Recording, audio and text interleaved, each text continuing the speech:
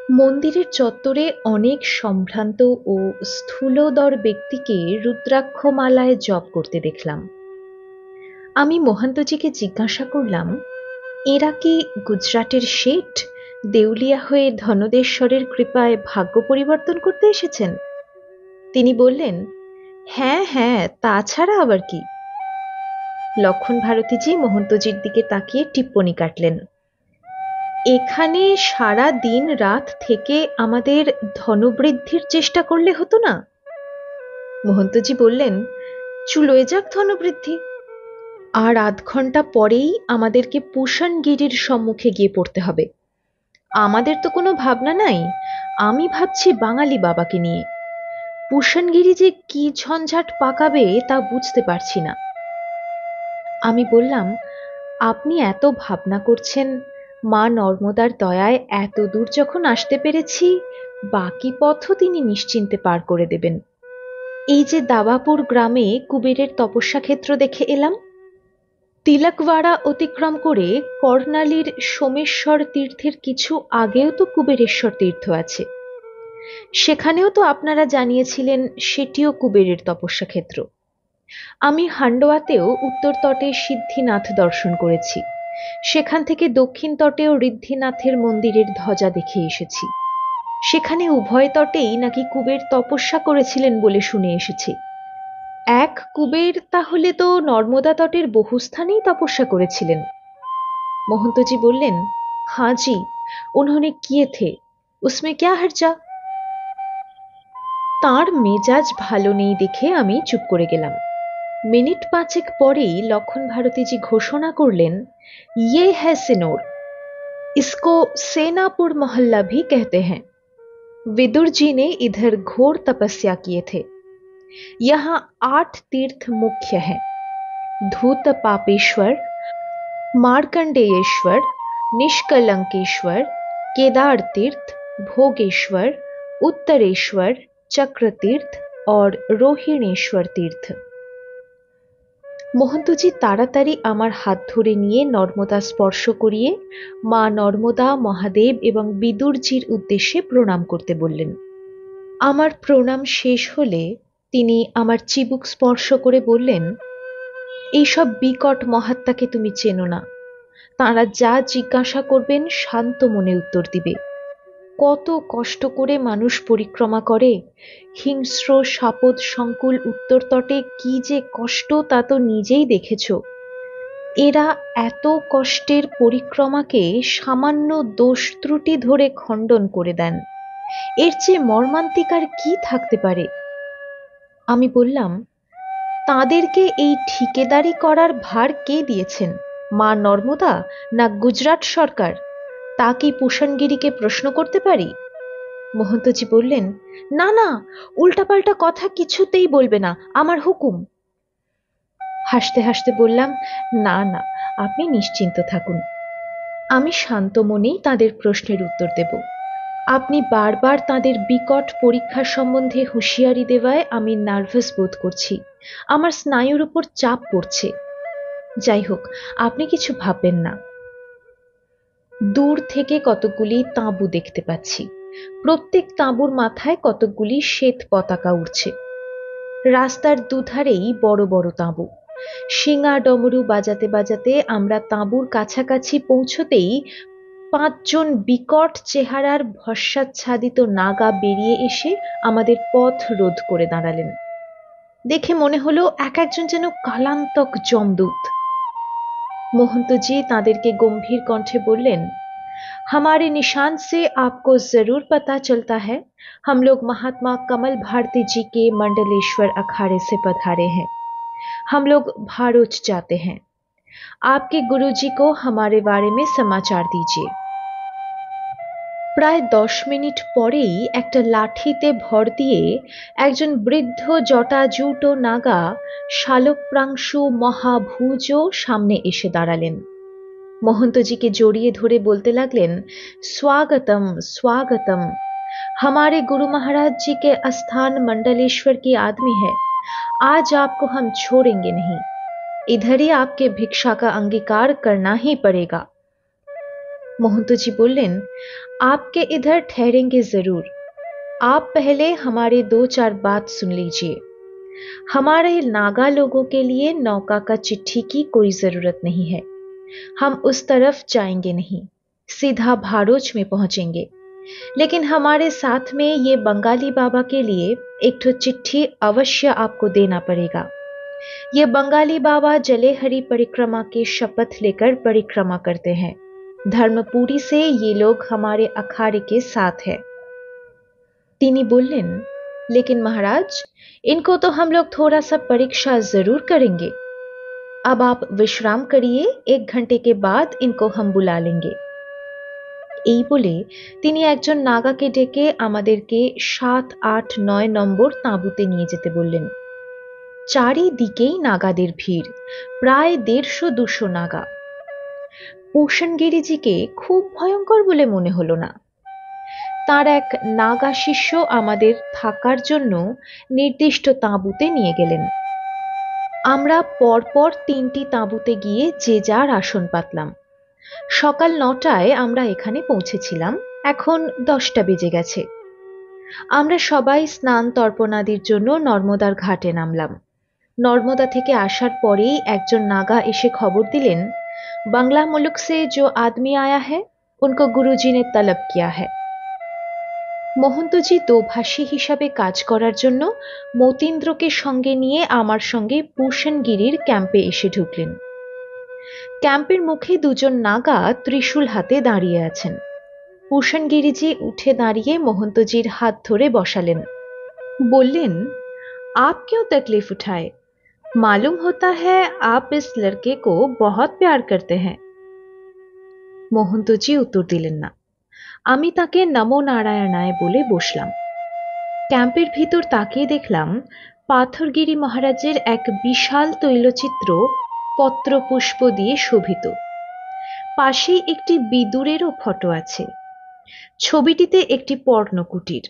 কুটিরের দ্বারে বসে তিলক ও কণ্ঠী ধারণ করে বিদুরজি যেন খঞ্জনি বাজিয়ে শ্রীকৃষ্ণ ভজন করছেন। পুষণগিরিজির হাতের কাছেই একটি ছোট চৌকিতে রেশমের কাপড় পাতা।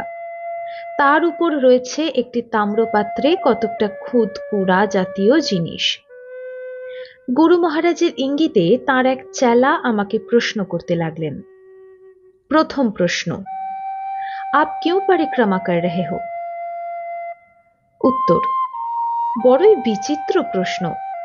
বৈদিক ঋষি থেকে আরম্ভ করে সমস্ত দেবতারাও নর্মদা পরিক্রমা করে থাকেন আত্মশুদ্ধি ও তপবৃদ্ধির জন্য।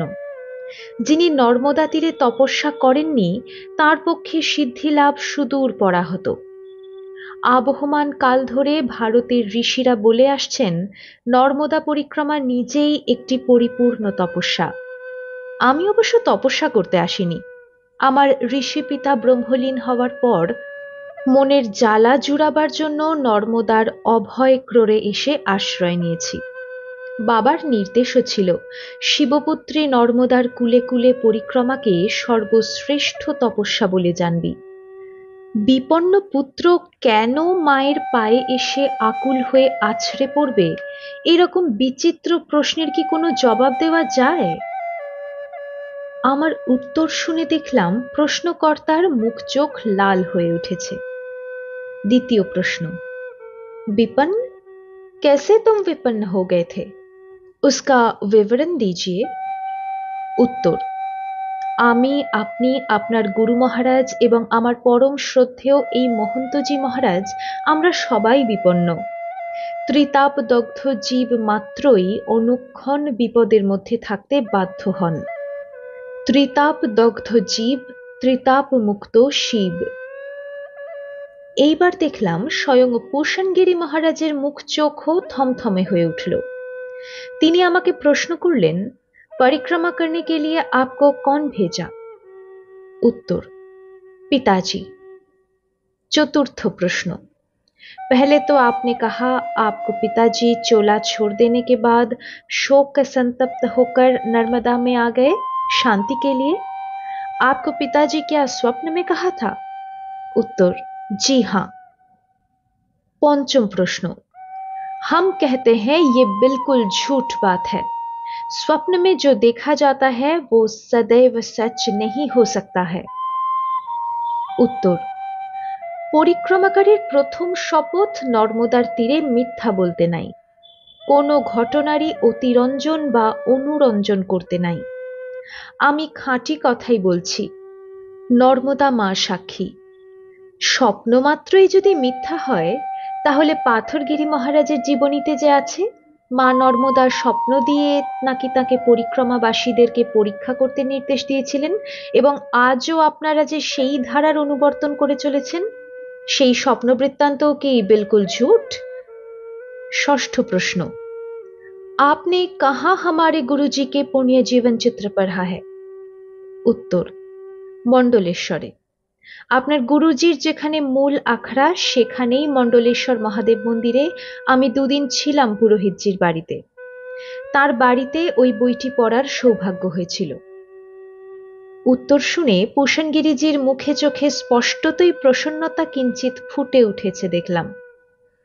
আমি এক পলকের জন্য মহন্তজির দিকে আর চোখে তাকিয়েছিলাম। দেখলাম তার দৃষ্টিতে বেদনার ভাব ফুটে উঠেছে। সকাল থেকে পড়ালাম ক, সন্ধেবেলায় দন্তস্ব, শুনলে যেমন ভাব হয় তার মুখে চোখে সেই রকমই ভাব। সপ্তম প্রশ্ন, आपने कहाँ से परिक्रमा उठाया? कौन विधि से, किसके साथ परिक्रमा उठाए थे, समूचा बताइए। उत्तर, আমি জলেহরি পরিক্রমার শপথ বাক্য পাঠ করে নর্মদা উদ্গম মন্দিরের কোটি তীর্থ ঘাট হতে পরিক্রমা উঠিয়েছিলাম মা নর্মদা ও অমরকণ্টকেশ্বর মহাদেবের পূজা অর্চনা এবং কড়াই প্রসাদ নিবেদন করে। মহাত্মা শঙ্করনাথজির তত্ত্বাবধায়কত্বে আমি তাঁর দলের সঙ্গেই পরিক্রমা আরম্ভ করেছিলাম দক্ষিণ তট ধরে। কিন্তু কপিলধারাতে আমি পড়ে গিয়ে জলপ্রপাতের টানে উত্তর তটে টানা হয়ে যাই। সেই থেকে আমি উত্তর তট ধরেই পরিক্রমা করছি। অষ্টম প্রশ্ন, बताइए महंत जी, इसमें इनका परिक्रमा खंडित हो चुका कि नहीं? महंत जी बोलें, नहीं जी, इसमें परिक्रमा खंडित नहीं हुआ। जब गिर गए थे उस वक्त वो बेहोश हो गए थे। हमारे विचार में खुद नर्मदा माई अपनी मर्जी से उनको उत्तर तट में ले गई थी। इसमें परिक्रमा खंडित होने का कोई सवाल ही नहीं। নবম প্রশ্ন, এক মিনিট চুপ থেকে তিনি আবার আমাকে প্রশ্ন করলেন, आप सुने कि नहीं, परिक्रमा की ऐसा ही विधि है, माता जी को दाहिना तरफ रख के परिक्रमा करना चाहिए। दक्षिण तट से आकर उत्तर तट में आने से दोनों तरफ माता जी दाहिने तरफ में ही हर वक्त विराज करते हैं, लेकिन आप बाएं तरफ माता जी को रखकर परिक्रमा कर रहे हैं। खुद कहिए, इसमें आपका परिक्रमा खंडित हुआ कि नहीं? उत्तर, আমার বিচারে পরিক্রমা খণ্ডিত হয়নি, কারণ আমি কখনো মনে করি না যে এই দুর্গম মহা ভয়ঙ্কর অরণ্য পথে পরিক্রমা করার কোনো সামর্থ্য বা যোগ্যতা আমার আছে। আমি কেবল মাকে প্রণাম করতে করতে এত দূর এগিয়ে এসেছি। শিশু যখন মাকে প্রণাম করে, সে মায়ের ডান দিকেই করুক, বাঁ দিকেই করুক, সামনেই করুক আর পিছনেই করুক, সর্বাবস্থায় মা তাঁর সন্তানের প্রণাম গ্রহণ করে থাকেন। আমিও সেই রকম পরিক্রমা করতে করতে মাকে বলতে বলতে যাচ্ছি, নমো নমস্তু সহস্রকৃত্বা পুনশ্চ ভূয়োপি নমো নমস্তে। মাগো, তোমাকে আমি সহস্রবার প্রণাম করছি, তোমাকে পুনঃ পুনঃ প্রণাম করছি। অনন্ত বীর্যামিত বিক্রমস্ত্বং সর্বং সমাপ্নোষি ততোসি সর্বা। এই সর্বাত্মা জননী, তোমার সম্মুখে প্রণাম করছি, তোমার পিছনে প্রণাম করছি, তোমাকে সকল দিক হতেই প্রণাম করছি। এই প্রণামই আমার পূজা, এই প্রণামই আমার পরিক্রমা। দশম প্রশ্ন, आप शास्त्रानुसार चतुर्मास्य किए थे कि नहीं? उत्तर, চতুর্মাস্য বলতে যদি আষাঢ় মাসের শুক্লা প্রতিপদ হতে কার্তিক মাসের পূর্ণিমা পর্যন্ত, অর্থাৎ বর্ষার 4 মাস যদি এক স্থানে বাস করা বোঝায়, তাহলে তো আমি দুটি মাত্র চতুর্মাসের কাল পেয়েছি। 1952 সালে আমি অমরকণ্টক থেকে পরিক্রমা আরম্ভ করি। তখন সে বৎসরের চতুর্মাসের আর সময় ছিল না। 1953 সালের বর্ষাকাল কাটিয়েছি মুন্ডমহারণ্য অতিক্রম করার পর মান্দালায়। এই বৎসরের 1954 সালে চতুর্মাস্য শেষ করেছি ওঙ্কারেশ্বর ঝাড়ির ধাবড়িকুণ্ডে মহাত্মা একলিঙ্গ স্বামীর আশ্রমে। চতুর্মাসের নিয়মানুসারে ওই সময় এক স্থান থেকে অন্য স্থানে আসন ওঠাতে নাই। কড়াই ভোগ ও হালুয়া মা নর্মদাকে নিবেদন করে আবার যাত্রা শুরু করতে হয়। তা তো প্রতি বর্ষান্তেই করতে হয়েছে, তবে পয়সার অভাবে সব চতুর্মাস্যকালে ভোগ নিবেদন সম্ভব হয়নি। আমি নিঃস্ব অবস্থাতেই পরিক্রমা করছি। প্রথম যখন কোটিশ্বর তীর্থ হতে পরিক্রমা উঠাই, তখন বাড়ি থেকে আসার সময় যে পয়সা এনেছিলাম তা সেখানে ব্রাহ্মণ সন্ন্যাসী ভোজনে সব নিঃশেষ করে দিই। তারপর নিঃস্ব অবস্থাতে কড়াই প্রসাদ মাকে নিবেদন করব কি করে? এতে যদি ত্রুটি হয়ে থাকে তাহলে হয়েছে। মা নর্মদা বিচার করে বুঝবেন যে চতুর্মাস্য বিধি সন্ন্যাসীর কৃত্য, তার এই অযোগ্য সন্তান আনুষ্ঠানিকভাবে সন্ন্যাস গ্রহণ করেননি। কাজেই সন্ন্যাসীর নিয়ম আমার প্রতি সর্বক্ষেত্রে প্রযোজ্য নয়। एकादश प्रश्न। आपने तो हर तीर्थ में महादेव का पूजा जरूर किया, कौन विधि से किया, कौन रीति से? उत्तर।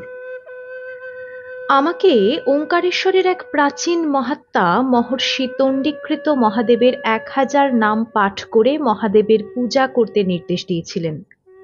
আমি তার সেই নির্দেশ মতোই পূজা করে আসছি। দ্বাদশ প্রশ্ন। उन महात्मा जी का क्या नाम है? उत्तर। नाम प्रकाश करते तार निषेध আছে। त्रयोदश प्रश्न। आप महर्षि तंडीकृत स्तवराज के पहली और आखिरी मंत्र सुनाइए तो, तब समझेंगे आप ठीक रीति से पूजा किया। उत्तर। এই স্তবরাজ মহাভারতের অনুশাসন পর্বে ষোড়শ অধ্যায়ে আছে। সেই স্তবরাজের প্রথম মন্ত্র ওং স্থিরঃ স্থাণুঃ প্রভুর্ভীমঃ প্রবরো বরদো বরঃ सर्वात्मा सर्वविख्यातः सर्वः सर्वकरो भवः। আর শেষ মন্ত্র व्रताधीपः परं ब्रह्म भक्तानां परमागतिः विमुक्तो मुक्ततेजाश्च श्रीमान् श्रीवर्धनो जगत्।